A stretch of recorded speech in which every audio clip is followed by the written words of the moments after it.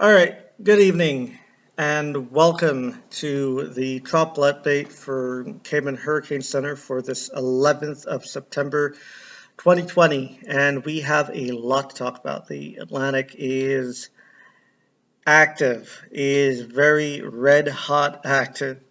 Certainly more active than we've seen in recent years, and so far this hurricane season has been quite record breaking and we're well on our way to breaking even more. Again, we're closing in on 2005 in terms of records for total systems. So definitely uh, busy times ahead.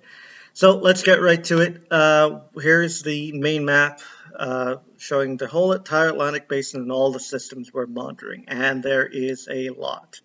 Six systems that we're monitoring, five of which are potentially a threat towards land.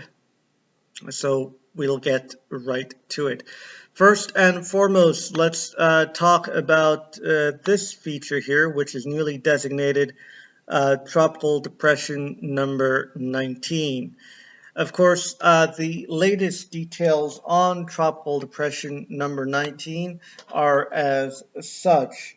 As of the latest advisory, located at 25.4 north, 79.0 west, or about 80 miles east southeast of Miami, Florida. Maximum sustained winds are at 35 miles per hour. Present movement is towards the west-west northwest at 8, with a minimum pressure of 1,009 millibars. It is noted that along the southeast coast of Florida, there are tropical storm watches in place. We do have a tropical storm watch from south of Jupiter Inlet to north of Ocean Reef.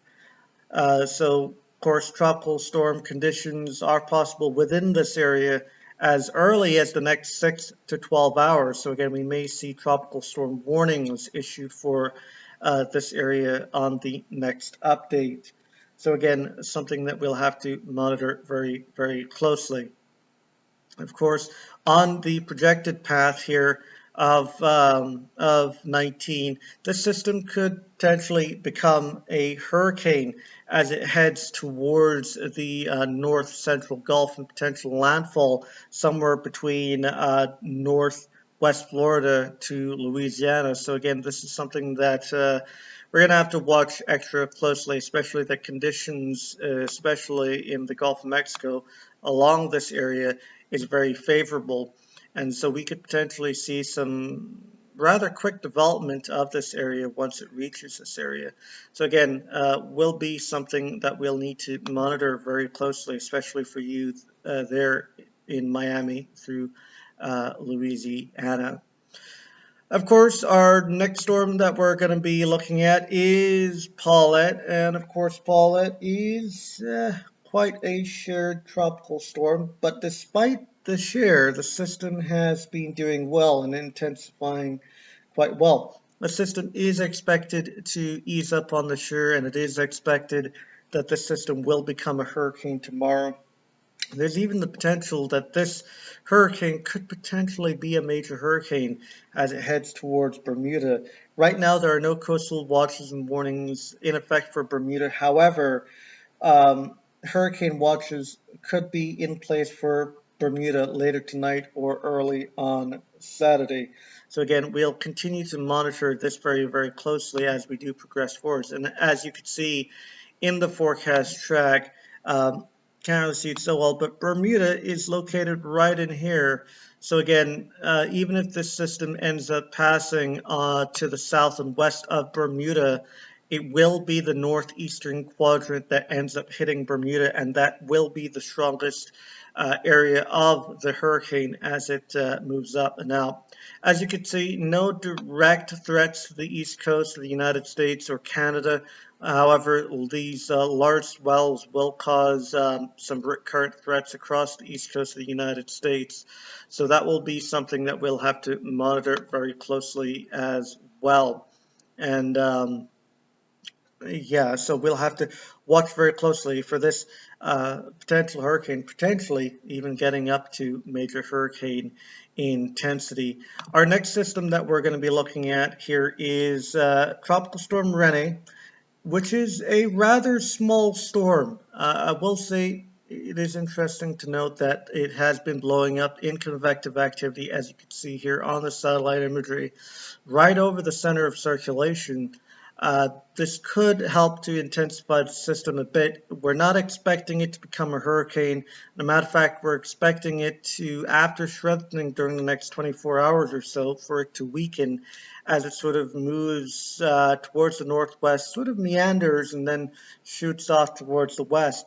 It is possible that the system could weaken even further and potentially weaken to a remnant low or even dissipate before the full forecast timeline of 5 days is completed.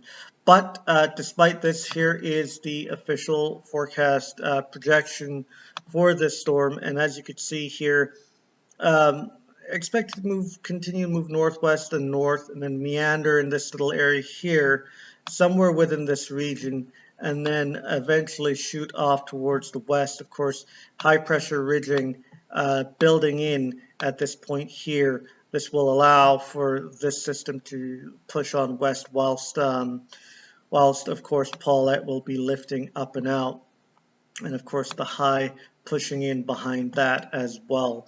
So we'll continue to monitor the progress of that area.